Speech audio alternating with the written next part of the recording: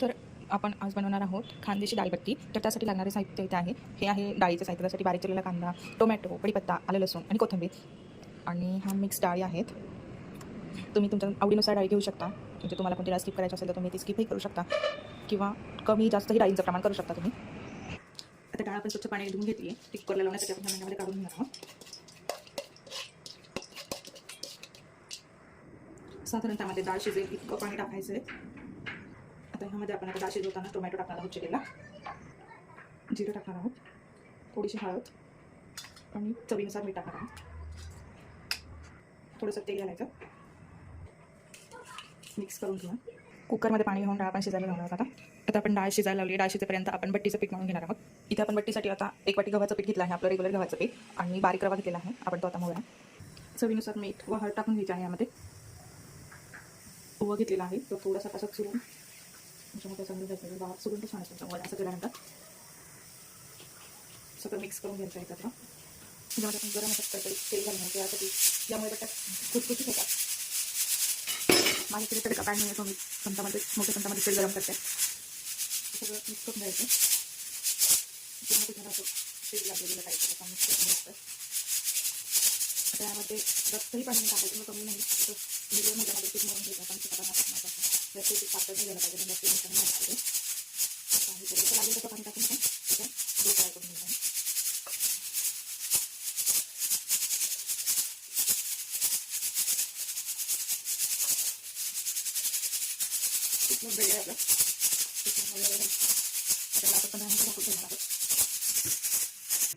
बघू शकता आपली डाळ छान अशी शिजलेली आहे. आता डाळीला फोडणी देऊ आपण.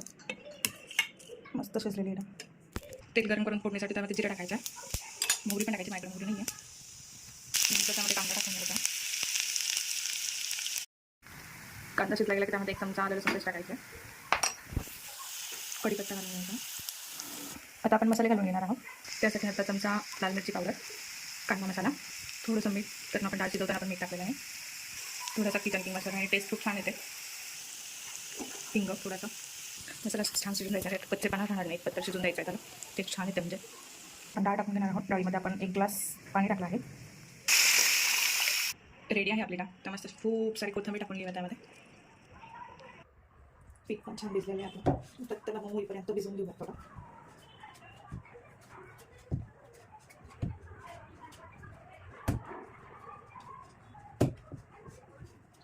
त्याचे पण 5 उंडे करून घेणार आहोत.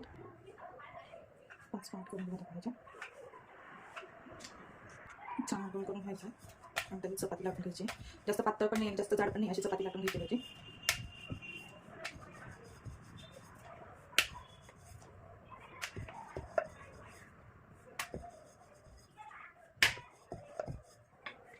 होऊ शकतं तुम्ही चपाती अशी लाटून घ्यायची पोळीची. आता याला सगळीकडे तेल लावून घ्यायचं. पूर्ण चपातीला तेल लावून घ्यायचं. तर याची अशी घडी करायची आहे, म्हणजे आपल्या बट्टीला लेअर छान येते. करून पण तसंच करायचं.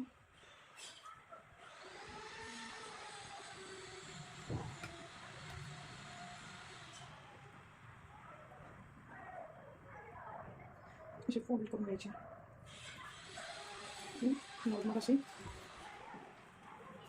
त्याला गोलाकार देऊन घ्यायचा नॉर्मल. जास्त दाबायचं नाही आहे, नंतर बट्टीला आपल्या लेअर्स नाही ना.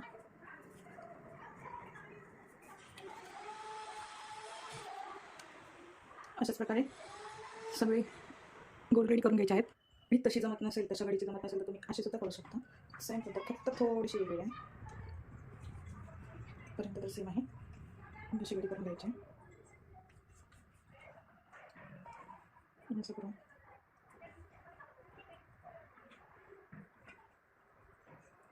जास्त दाबायचं नाही. अशी सुद्धा तुम्ही बनवू शकता. वरण बट्ट्या आपल्या शिजदार आहेत. अशी तो एक आपण बनवणार आहोत. मस्त शिजलेल्या आहेत. कटिंग करून घ्यायची आहे त्याची अशी. तल्यावर चाललेल्या आहेत त्या सगळ्याची अशीच कटिंग करून घेऊयात. बट्ट्या कापून रेडी आहेत. आता आपण तळून घेणार आहोत. त्यासाठी कढईमध्ये तेल कडकडीत गरम करून घ्यायचं आहे. जास्त पण तेल गरम नाही करायचं. तेल आपलं तापलेलं आहे. आपण त्यामध्ये बटाटा टाकणार आहोत.